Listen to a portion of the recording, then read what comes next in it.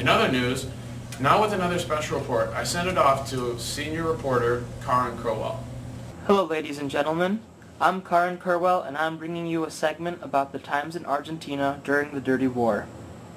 I will be focusing on one person in particular named Jorge Rafael Videla. Jorge Videla was mainly known as the president of Argentina during the times of the Dirty War. When he first became president, Videla faced a government riddled by corruption, a collapsing economy racked by increasing inflation, and a society under armed assault from both left-wing guerrillas such as the ERP and right-wing Peronist groups. Tons of people who were suspected of being radicals of both sides were arrested by military order issued by Videla. In the weeks of March 1976, hundreds of Argentinian people were arrested and many more thousands disappeared over the next couple of years. Those people who disappeared were apparently murdered because the Argentinian government saw them as a threat to the country. But the sad thing about the matter was that many of those so-called desaparecidos were innocent people. Videla continued his campaign targeting politicians, journalists, educators, and intellectuals who he thought posed a threat to his administration. This was known as the Dirty War, where many human rights were violated by the Argentinian government. The official estimate of those killed and missing are roughly from 15,000 to 30,000. There were numerous others who suffered torture and imprisonment. After a new government emerged under Raúl Alfonsín, Videla was charged to life in prison in 1985. However, he was pardoned from his sentence in 1990. On another note, in 2005, the fourth Summit of the Americas was held in Mar del Plata, Argentina. In that conference, all of the countries of North America and South America engaged in discussions about ways to advance and solve issues that both continents were dealing with. The main theme that the discussion revolved around in 2005 was about creating jobs to fight poverty and strengthen democratic governance. In the midst of the protests from the civilian population and the opposition from Brazil, Argentina, Uruguay, Paraguay, and Venezuela, which maintained that the U.S.-led proposal would damage their nation's economies, the summit talks failed to reach an agreement on a regional trade deal. Therefore, the meeting at Fourth Summit was ended abruptly with little progress made.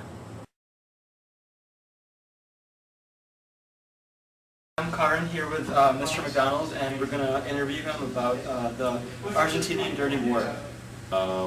We didn't hear a lot of details, certainly, of what was going on. Most of it came after the fact.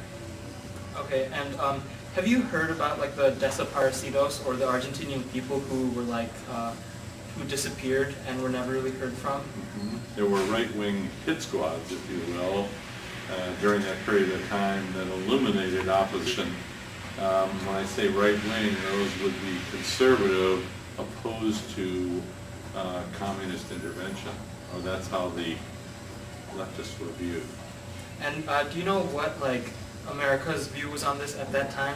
Well, we resisted communism anywhere in the world, so that was not unusual that we would resist that. But the fact that we, in some ways, ennobled or emboldened some of the Argentinians to take this kind of action is not something any American would be necessarily proud of.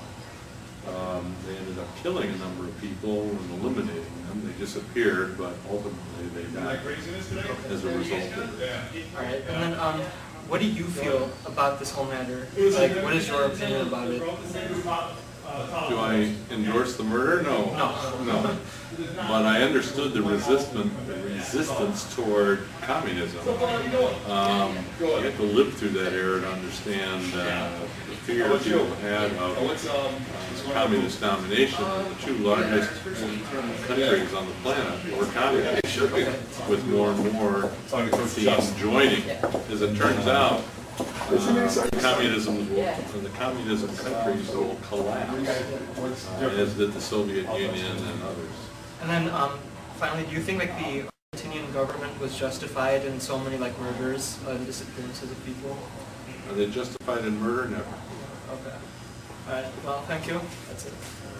Well, that's all I have to report. Duye, back to you. Thank you for the great report, Karin.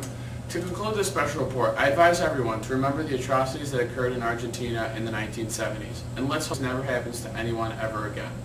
That concludes our special report tonight. Everybody, good night.